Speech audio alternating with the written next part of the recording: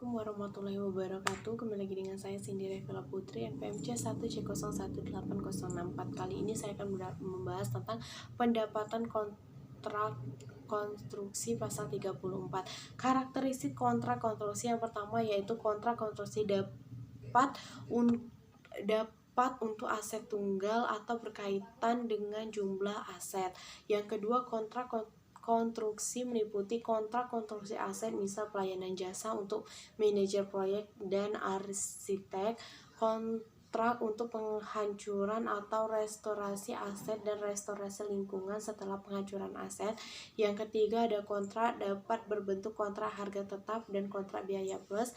Selanjutnya, pendapatan kontrak terdiri dari nilai pendapatan semula yang disetujui dalam kontrak, penyimpangan dalam pekerjaan kontrak, klaim, dan pembayaran insentif. Pendapatan hasil atau dapat diukur secara andal. Nah, penyimpanan kontrak yaitu penyimpanan suatu instruksi yang diberikan pelanggan mengenai perubahan dalam lingkungan pekerjaan yang akan dilaksanakan berdasarkan kontrak. Selanjutnya, penyimpangan dimasukkan dalam pendapatan kontrak jika kemudian besar pelanggan akan menyetujui penyimpangan dan jumlah pendapatan yang timbul dari penyimpangan tersebut. Jumlah pendapatan dapat diukur secara andal. Klaim adalah jumlah yang diminta kontraktor kepada pelanggan atau pihak lain sebagai penggantinya untuk biaya-biaya yang tidak termasuk dalam nilai kontrak. Pengukuran pendapatan dari klaim mengandung ketidakpastian dan tergantung pada hasil negosiasi. Klaim yang dimasukkan ke dalam pendapatan kontrak jika negosiasi telah mencapai nilai akhir sehingga kemungkinan besar pelanggan akan menerima klaim tersebut. Nilai klaim yang kemungkinan besar akan disetujui oleh pelanggan dapat diukur secara andal.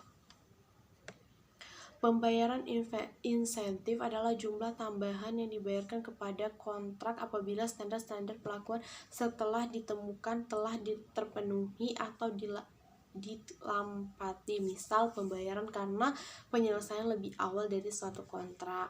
Nah, pembayaran insentif ini dimasukkan dalam pendapatan kontrak jika kontrak tersebut cukup aman sehingga kemudian besar pelangganan memenuhi atau mendapati standar pelaksanaan.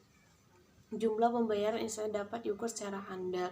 Pengakuan dapat pendapatan beban dan beban kontrak. Jika hasil kontrak konstruksi dapat diestimasikan secara andal, maka pendapatan kontrak biaya yang berhubungan dengan kontrak konstruksi diakui sebagai pendapatan dan beban dengan memperhatikan tahap penyelesaian aktivitas kontrak pada tanggal akhir periode pendapatan. Nah, selanjutnya taksiran rugi pada kontrak konstruksi tersebut segera diakui beban sesuai dengan pendapatan konstruksi PSAK 34, di mana dua metode akuntansi untuk kontrak konstruksi jangka panjang. Nah, metode persentase penyelesaian pendapatan kontrak diakui sebagai pendapatan dalam laba rugi dalam periode akuntansi di mana pengerjaan dilakukan. Biaya kontrak biasanya diakui sebagai beban dalam laba rugi pada periode akuntansi di mana pengerjaan yang berhubungan dilakukan. Metode kontrak selesai pendapatan diakui. Dasar dari pemikiran penggunaan metode persentase penyelesaian pembelian dan penjualan memiliki hak yang sama. Pembeli memiliki hak secara hukum untuk meminta kinerja spesifik dalam kontrak. Estimasi harus mengakui pendapatan sesuai dengan kemampuan pekerjaan. Metode persentase penyelesaian selanjutnya itu ada jumlah pendapatan kontrak dapat diakui dengan andal adanya kemungkinan manfaat ekonomis terkait dengan kontrak masuk ke perusahaan, biaya kontrak sampai selesai, dan tingkat penyelesaian pada akhir periode pelaporan dapat diukur dengan andal. Biaya kontrak yang berasal dari kontrak dapat diidentifikasikan dan diukur dengan andal.